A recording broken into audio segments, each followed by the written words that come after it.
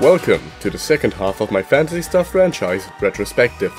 Well, in the first part, I went through every piece of Phantasy Star media that I could get my grubby hands on that was released up until Phantasy Star Online Episode 4. This part will cover everything that was released after. I highly recommend watching part 1 first, as these are essentially one big video and there will be no introduction. With that said, let's jump right into it.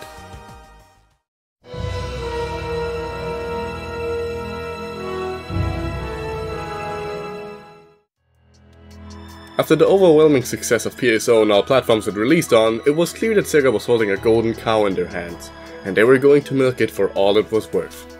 In an attempt to not have the old player base migrate to an all-new game, as servers for Online Classic were still going strong until 2010, they decided to release the next installment in the Phantasy Star series once again on PC, as well as the GameCube's competitor consoles, the PS2 and the Xbox 360.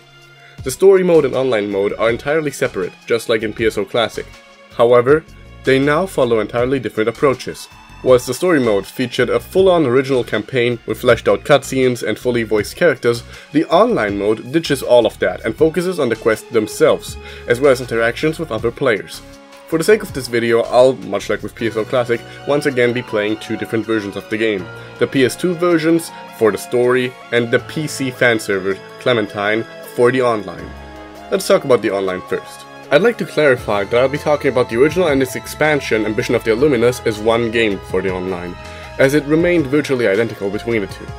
The first and most obvious thing that most people will notice, aside from the visual upgrade thanks to the technological advancements and the new systems, is the increase in customization options in the character creation.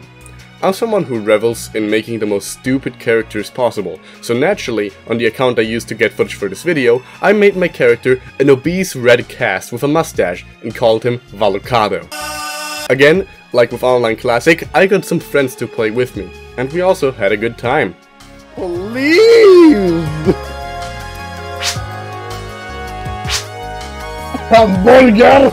Why did they do it? Like, I feel bad for the poor beans guy.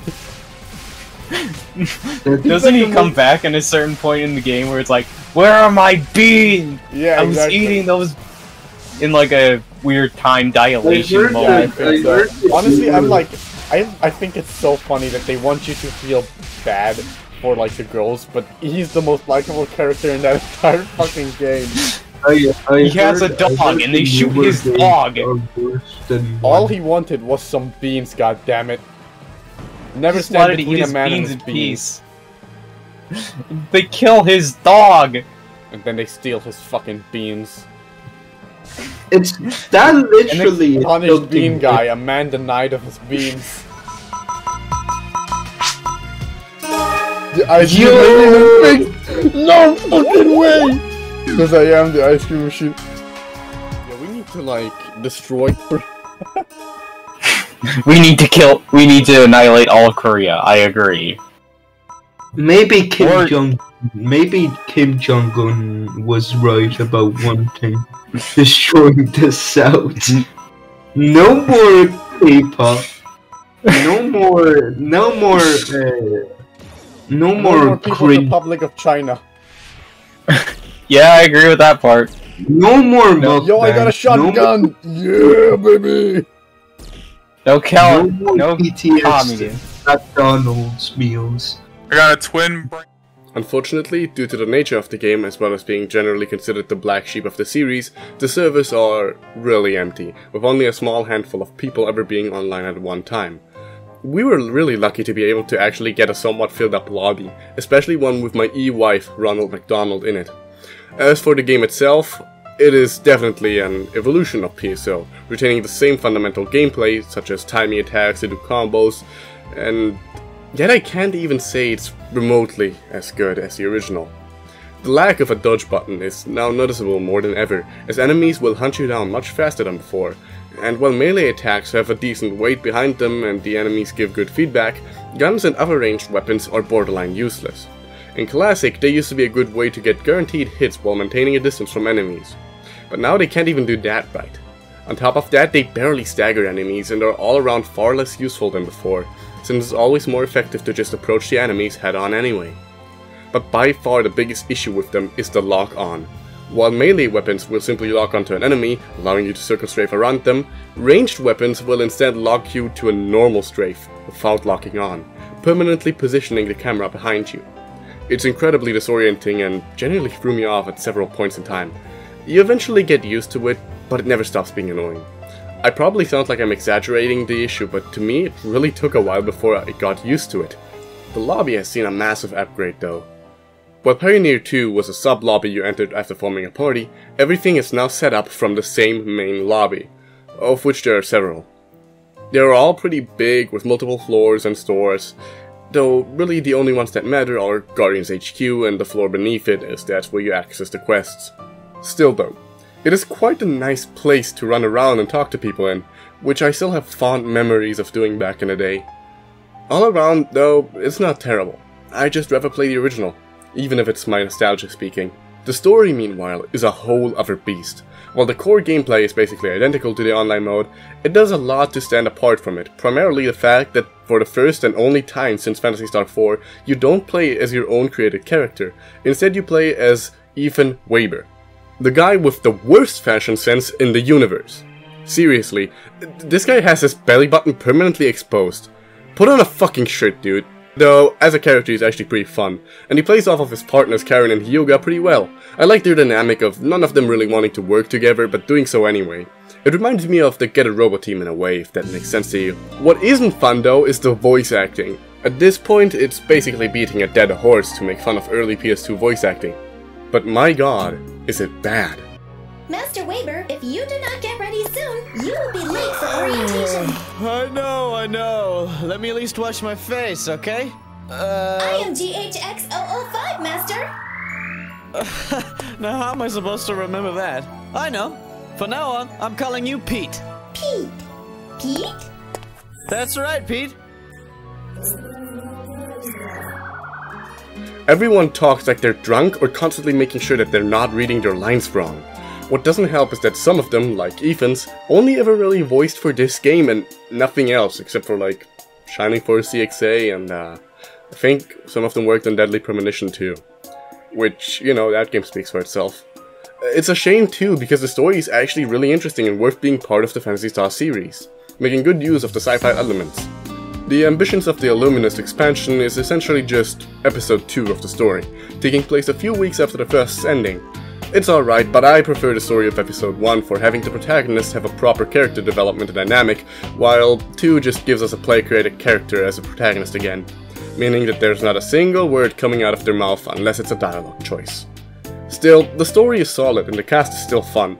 All around, I'd actually recommend playing through these story modes, though the missions themselves can drag on for quite a while, even if you do only do the ones for the main story, which can get irritating. With the series' success now showing no signs of stopping, Sega decided to bring it over to the now booming handheld market, with 2 new games, Phantasy Star Zero for the Nintendo DS and Phantasy Star Portable for the PSP. Let's talk about Zero first. This game feels the closest to online classic than any other game in the series, retaining the same basic races, classes, weapons and mechanics, while adding some quality of life improvements like a dodge roll, and thank god for that. The game also takes advantage of the DS's touchscreen by letting you handwrite messages. I won't go into the gameplay itself, as it is more or less identical to PSO aside from the aforementioned quality of life additions. Something I really like about this game though is the aesthetic.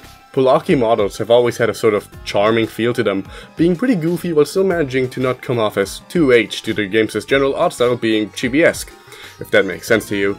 The game's story mode also sets itself apart from the rest of the series by making it so that your choice of race actually affects the story, giving a different one to all 3, even if they're all similar in some aspects. I like this as it means that it adds a sort of replayability to the game, as well as making people's first playthroughs a bit more unique than say one of their friends is, who is also playing the game but chose a different race. There's also quite a few animated cutscenes throughout the story now, which is pretty cool for a DS game, all things considered. Portable, on the other hand, doesn't just heavily draw from Universe's mechanics, it's a straight-up sequel, taking place just a few months after the ambition of the Illuminus. Sadly, this means that the gameplay is nearly identical between the two, and comes with all of its weird quirks that I still can't get behind, barring some more very minor quality of life adjustments like lowering the map size. though that might have been more due to system limitations rather than an intentional design choice. NPCs, character customization, weapon equipping and swapping, and music are all exactly the same as before, so it often feels like another expansion to Universe rather than a proper sequel. The only real addition is the new partner android, who you can select and name at the same time as you're creating your character. They're essentially just a small goblin the size of an average Irishman, who's always selectable as a quest partner no matter what point of the story you're in. All around, I don't mind the game too much, but I still prefer Zero over it, simply because of the dodge roll. Once you've tasted the forbidden fruit, you can never go back, and I crave the ability to consistently not get hit. The only thing I really miss from Universe that was cut due to system limitations is the lobby, which was replaced by an overhead perspective image of the lobby where you move a cursor to talk to NPCs. And the way dialogues work was also replaced by visual novel style interactions. After spending like 150 hours reading Mineko, I really don't mind this change anymore, but I wouldn't be surprised if it bothers some people. Thankfully, Portable 2 ditched all of that and is an actual video game. For the sake of this video, I'll be talking about the Japan-only enhanced re-release Portable 2 Infinity. I get to whine a bit. Unlike the first game, this one doesn't feel like just another expansion to Universe. No, this is a full-ass game. In most ways, I'd say it's a proto-PSO2. For instance, locking on with a gun now no longer leads into a strafe, but actually locks on. The dodge roll is back, thank god. You can block, there's a shit ton of minor quality of life improvements to everything. The lobby is back, and in an all-new form that's small enough to not anger the PSP hardware gods, but big enough to run around to chat with NPCs and people during both offline and online play, and timing attacks now leads to stronger attacks instead of just continuing a combo. Stylistically, it also looks way better, and Infinity adds a shit ton of new customization options, such as the first ever appearance of Dumans, though they do look very different here compared to their PSO2 incarnation. I won't lie, I actually kind of prefer this design for female Dumans. They also added some new brand collaboration costumes, being Colonel Sanders and Pizza Hut. This is so ridiculously funny to me that I couldn't help but mention it. This game's a blast, man, and easily my favorite out of all the games released between Online Classic and Online 2. I remember having a blast with it with my friends back in the day too, and even replaying it offline I still had a great time. What helps is that the story is also generally really cool. It's set some years after the first, so naturally returning characters are going to have aged a little. Infinity also adds a brand new second episode, which is why I'm talking about this version of the game instead. There's even online fan play and a 60 FPS patch, though I was only sadly able to experience the latter myself. This game rules, and if you're going to take away one thing from this video, it's that you should give Phantasy Star Portable 2 Infinity a try. It's really fun. And then there's PSO2. I like this game. A lot. It's probably my single most played game ever, and I go back to it pretty much daily. I love experimenting with the new classes, getting some cool or silly looking new gear for my characters, and doing the quests with other people is a blast. It's such a shame that once New Genesis rolled around, everything kind of fell apart. The majority of players completely moved on to it, leaving only a fraction of people behind. This has the side effect that finding people to quest with on a regular mission has become exceedingly difficult, and while trying to get footage of the PvP and challenge modes, I waited for literal hours on end, but nobody came because nobody plays them anymore. What doesn't help is that after some specific quests dropped around the time of NGS's release, the in-game economy completely broke, skyrocketing shop prices. I'm incredibly glad I got Sakura Wars costumes for all 3 of my characters back then, because trying to get them, or any other collab outfits, now is virtually impossible unless you grind and get lots of people to grind with you. It sucks too, because character customization and chatting with people in the lobby used to be some of the most fun things you could do in the game. And now one has been heavily limited and the other is virtually gone. It genuinely saddens me. But enough about that, how's the game? Short answer? Really fun. But you're not here to see a German man sucking off a Japanese wiener, so I'll elaborate. The lobby is absolutely massive now, and I really like just running around it every time it changes its appearance depending on the season. There's also a lot to do between the shopping plaza, the quest counter area, and the casino, which will most definitely lead you to an unhealthy gambling addiction that will cripple your financial and economic wealth for years to come. The combat itself is just everything Portable 2 had to offer, but bigger and better. The ability to jump adds way more to the game than you'd expect. Every class has abilities they can use to progress through a stage faster at the expense of MP. The classes themselves are a lot more interesting and varied, and there are way more quests than I can ever hope to finish in a single lifetime. What helps is that the game is still actively getting new updates. I won't go into the story right now, as I'd like to talk about that in the anime sections, but long story short, the English voice acting is terrible and the cutscenes are stiff and awkward. Episodes 1 through 3 are good, episode 4 is atrocious, episode 5 is fine, and episode 6 is...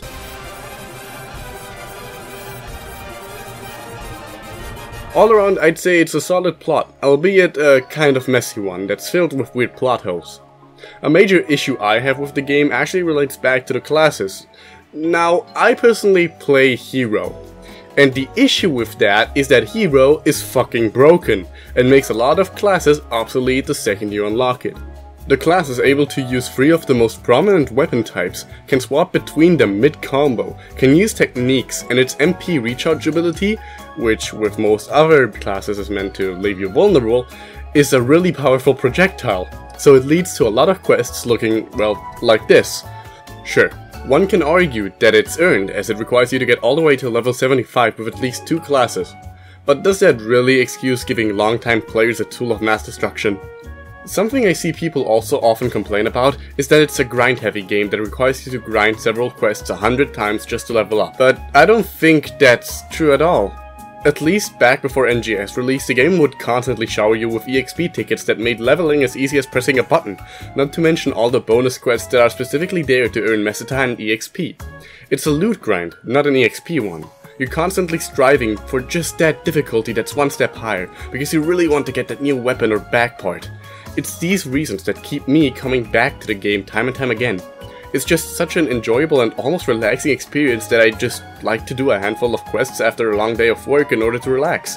The music's also really enjoyable, though it suffers from the fact that a lot of the tracks tend to sound really similar to one another. If it's not obvious by now, I love this game. I mean, hell, I got all of the achievements for it on Steam for a reason.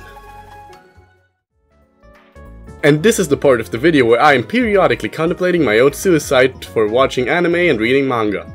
I need to clarify here that I don't actually watch anime or read manga, except for very few exceptions, or for the sake of videos, such as this one or the Sakura Wars one. Because of this, I'd like you to understand that all criticism of everything I'll be talking about comes purely from the point of view of a Phantasy Star fan, not an anime viewer. With that said, let's get started with the first one of the flock. I know I said that I wouldn't be talking about episode 0, as I couldn't find it anywhere, but eventually I did get my hands on it, so let's talk about it. It's a prequel to the first episode of PSO2 and follows Ketumhald, Milfonsiana, and Clarice Craze I in their fight against an incarnation of Darkfall's apprentice. The art style is nice, and it generally captures the tone of the game pretty well, while also presenting an interesting scenario that we were only ever told of in the game and never actually shown. The only real issue with it is that it's nearly impossible to find scans for it online, and it's not been translated either, so you're not getting it easily unless you're willing to pay an arm and a leg. I recommend reading it if you like PSO2's cast and are willing to spend like $50 on a single volume. Oh, the things I do for these videos. But that's enough about good things. Let's talk about pure, unfiltered cancer. PSO2 COMI made me lose all hope in humanity. I'm talking about both the webcomic, which is still actively being made for some reason, and its anime adaptation. And I use that term very loosely, because it's nothing more than a shitty slideshow, which makes sense considering it's available for free on YouTube and it's just a gag show. There's also a dub, assuming you can bear the terrible voice acting, which I can't. Actually, I can't stand anything this shit presents. The jokes are terrible, mostly revolving around MMO player stereotypes, which, like literally every stereotype ever, is funny for about 3 minutes before becoming annoying.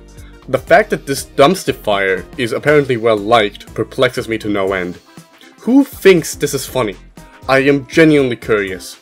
Maybe it's just me being German and not understanding humor? But it'd be infinitely more entertaining to watch a dog chase his own tail for like 10 hours than watching this turd on a screen. The fact that this shit has in-game items for itself that can actively be gotten through use of monthly distributed codes will never not terrify me. And just when you think it can't possibly get worse, they drop Phantasy Star Online 2D animation on you. This show is terrible on so many layers. It's set a year before the events of in-game episode 4, which is also terrible. Long story short, a connection between Earth and the Oracle space fleet was created that allowed the humans to join and help out the Arcs through the game PSO2. You can probably see where this is going, and no, it never gets better. The anime is basically that same idea. The protag is a kid called Itsuki, and his entire shtick is that he's literally the most average man alive. Average grades, average performance in every type of sport, and so on. The show itself describes him as average. And he goes to a high school with a fucking Sonic mascot. So one day the student council president Izumi makes him the vice for literally no reason and forces him to play PSO2 for his job as vice president. I'm not even trying, like, I'm actively trying to make it sound like it makes sense, but it really doesn't. From then on, the episodes just follow him as he starts simping for Izumi, like literally everyone else in the show does. And also he plays PSO2 only to realize that it ain't no game. The animation is awful, especially the fight scenes, as they're either almost completely done in CG, and they just do not look good at all, or they're literal fucking slideshows. What doesn't help is that all casts in the show are also fully CG, which constantly clashes with literally everything around them. The first half of the show leans heavily on the humor and tries to poke fun at MMO players with topics like trolling and doxing and the like, and every single attempt at it just falls flat really hard.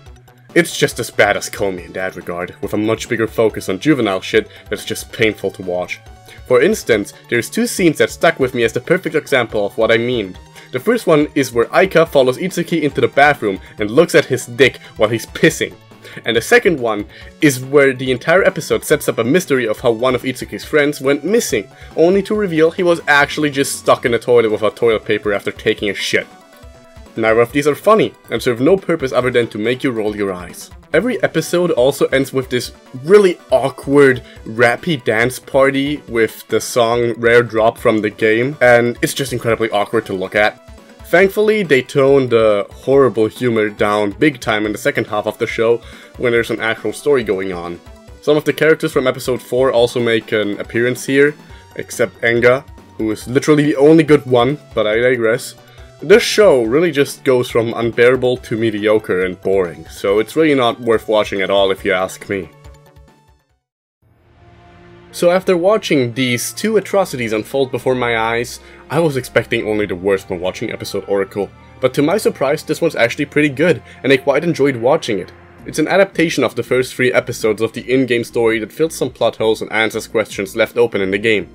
Something that immediately shocked me was the fact that there is actually quite a bit of brutality here. Within the first 10 minutes of the show, you already see a decapitated head. And episode 2 follows in kind by showing a mutilated corpse that had its torso torn in half. I generally consider the first 3 episodes to be the high point of PSO2's story, and this adaptation more than reaffirmed that for me.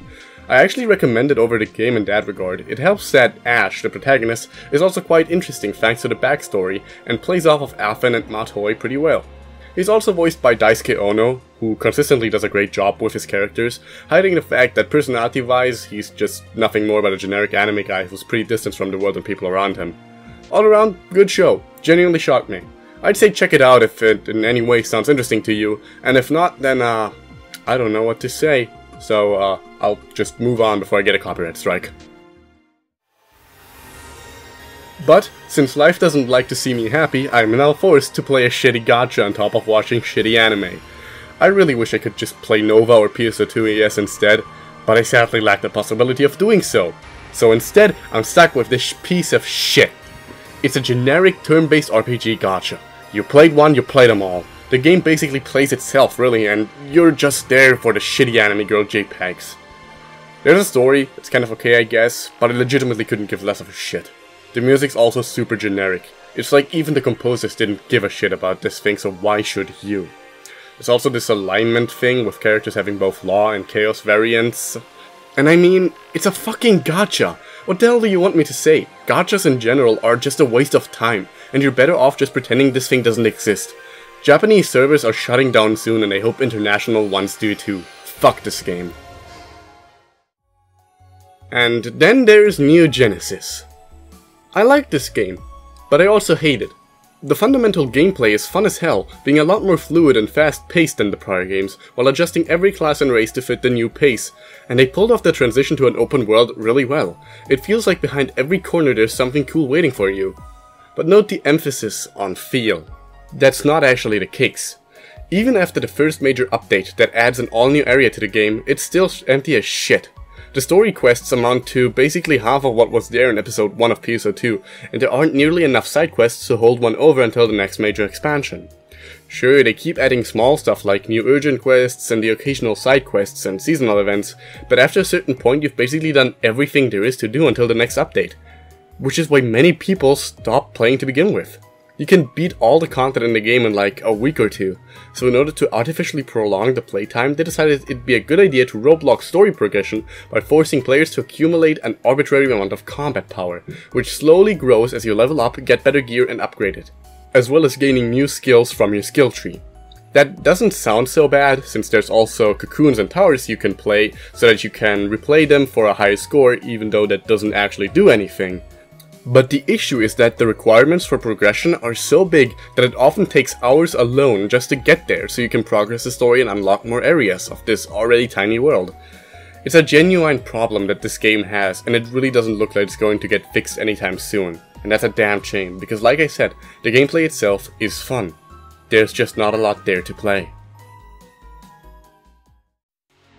And with that, I am finally done with this franchise. As I said at the beginning of the first video, I sadly wasn't able to cover everything, but I did my best to cover as much as I could. I still actively play most of these games, and do so even with friends, so if you'd like to join me, feel free to hit me up. With that said, I thank you all for watching, hope you enjoyed this self-indulging little marathon, and I wish you all a happy new year. Cheers! Let's hope 2022 is just a bit better.